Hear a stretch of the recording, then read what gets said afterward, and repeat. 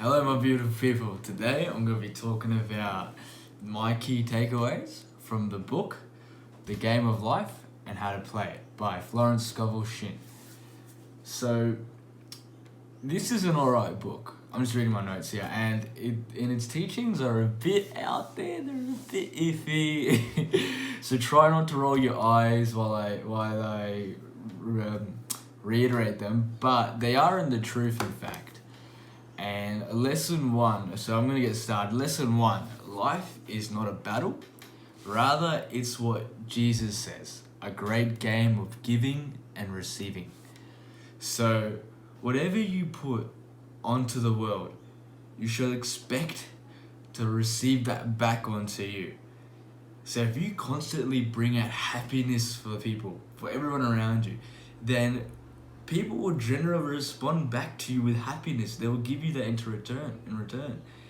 And not everyone will. I'm sure there's some miserable people out there that will stay miserable no matter what. But that being said, if you constantly, whatever you put out into life, you will get back in return. If you constantly think positivity, happiness, then you will get that in return in your life. It's just a law.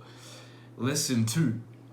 Our reality is a direct result of what we picture in our minds. So it's kind of based off the other previous lesson, but whatever you picture on your mind, day in and day out, will manifest in your outer world. If you continually to picture yourself as a confident person, a confident individual, it will begin to reflect itself in your personality. Therefore, it's important. It is so important to train your mind in accordance to this rule. So start training your mind to actually display these characteristics and traits that you want to be portrayed for and actually be known for. And a good way to start this is visualizing. Visualize yourself succeeding. Visualize yourself performing a specific task. Athletes do this all the time. I talked about this all the time. Lesson three, you must have perfect faith in whatever you seek to manifest in your reality.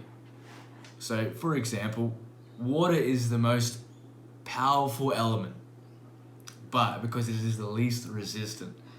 Whatever you pursue, you must come at it in a way that in your mind's eye, you've already done it. You've already achieved it.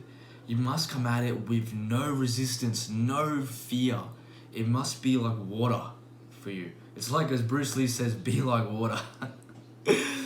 But it's true. You must come at it in a way where you just flow. You take the action and you flow. No resistance, because a majority of the time, the resistance that it actually comes up at you when you're trying to do something is resistance you've created yourself. It can be fear. It can be limiting beliefs. These are things that you've created yourself. So just allow yourself to flow, whatever it is that you're going to do, and just think of it like you've already done it. So lesson four, no one can fail if only just one person sees him or herself successful. So you will always have surely one person in your life who believes in you. And if not, if you don't have that one person, even if you don't have that one person, it is your responsibility to see yourself, to be that person for yourself. No matter what happens in your life, it's up to you to continually see yourself as a success. No one else can do that for you. It's up to you. Alright. Lesson five. Face your fear and they will disappear.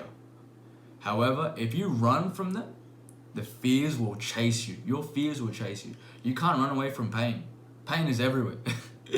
If you don't take action because you fear rejection, you fear failure, then guess what? Rejection and failure will chase you your entire life until you actually face them head on. That is the only time that they disappear. And a good question to ask yourself is, am I acting on fear or am I acting on faith? Because fear, you're running away from something. But faith, you're running towards something that you desire, something that you can picture, something that you want, and you will get it no matter what. Lesson six. True love is the joy of giving and wanting nothing in return. It is pure unselfishness. So love draws from its own desire. It does not seek or does not desire to seek or command. So what I mean by this is like whatever you do in life, you cannot truly be successful at what you do unless there is that element of love to it. So allow me to explain. Can you love your woman without wanting anything in return? Can you love your work even if you don't get anything out of it, even if you don't get the money, even if you don't get the fame, you don't get the reputation?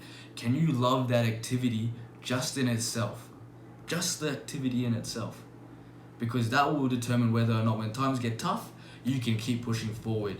You can stay with that girl even when times get tough. You can stay with the work, you can keep performing even when things get tough because you truly love that person or the work that you're doing. Lesson 7. There is a place in every person that no one can fill, and that place is only to be filled by that individual himself. And that is his destiny. It's a long lesson. But it's so important. It is so important to express yourself to the fullest. Be fearless in bringing out of you what you're destined to do. Be fearless. Don't let nothing hold you back. No beliefs, no person, no other person's opinions of you hold you back from bringing out your true abilities and talents. Leave nothing left. Because true freedom in life comes from fulfilling your own destiny in life, bringing everything out of you. True freedom comes from not allowing someone else to dictate how you behave and act. That is true freedom. Alright, well guys, that is the video of the week. Hope you enjoyed it. And the book, it's a pretty good book. There are some valuable key golden gems there to take away from it. And it can get a bit out there. Just realize that with that being said, there is still some stuff there that you can apply to your life and use it to benefit yourself. Anyway, have a good week, my peeps. Enjoy.